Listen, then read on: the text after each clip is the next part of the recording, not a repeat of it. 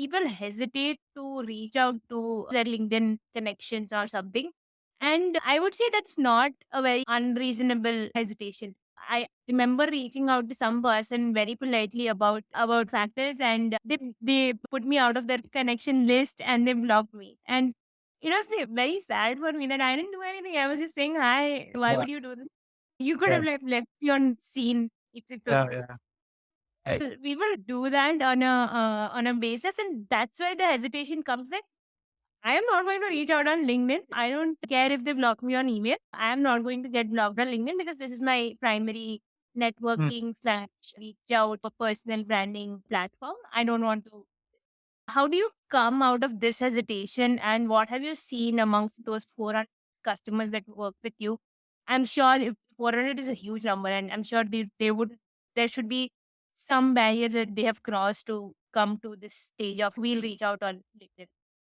Yeah. To clarify, we have 400 customers, but over 2,500 unique LinkedIn accounts on the platform. So the number is Okay. even. Yeah. So I'll tell you. So the Yeah. first answer is seamlessness, right? Like in life, as in is and as in SDR work, you have to be a little shameless in sales. That's one. But I think the mental model needs to be clear, right? One is obviously like everyone has sales quotas. Right? If you're an SDR, you have certain sales quotas to fill, and you have certain, especially if you've raised money from venture capitalists, then you have certain aggressive numbers to. So that's I'm just backgrounding it with that. So that's one thing that quashes some hesitations. The other thing that I've noticed is you need to develop this kind of mental model. So this is one guy that I worked with.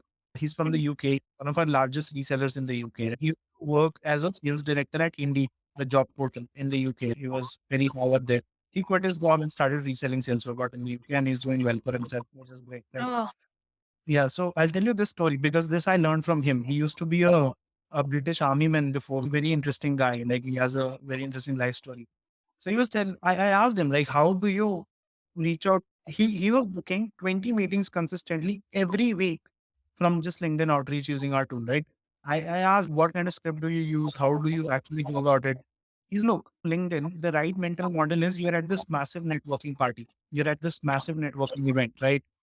Not everyone you walk up to at the networking event will want to talk to you, will turn into a good friend, will turn into a customer. Of course, that won't happen. But you have to start the approach with that mindset, right? So I'll tell you his exact messaging templates, like how it really works for him. Reaches out something like, hey Priyanka, I was just on your profile and thought it would be good to connect.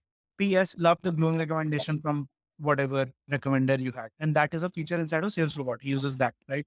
To yeah. get the personalization going in the connection request. Once that is done, the first follow-up message is nothing related to Factors AI, nothing related to his service or product. Mm. Is great to connect Priyanka. Are you usually active on LinkedIn? How do you find it on here? Just like you chat someone up at a networking event, is chatting somebody up on LinkedIn. As simple Yeah. as that, right? To establish rapport before going into a pitch or something.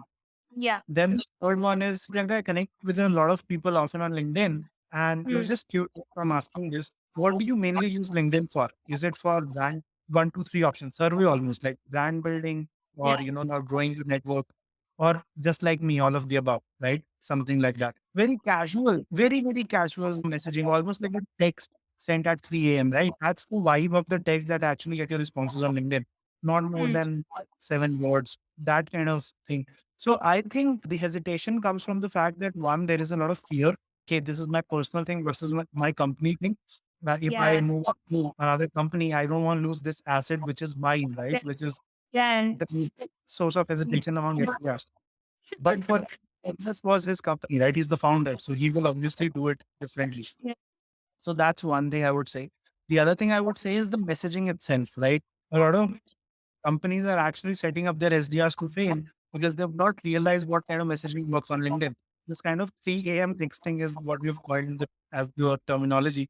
This kind of 3 a.m. texting works on LinkedIn really well, right? Because it comes across as short, casual, not needy.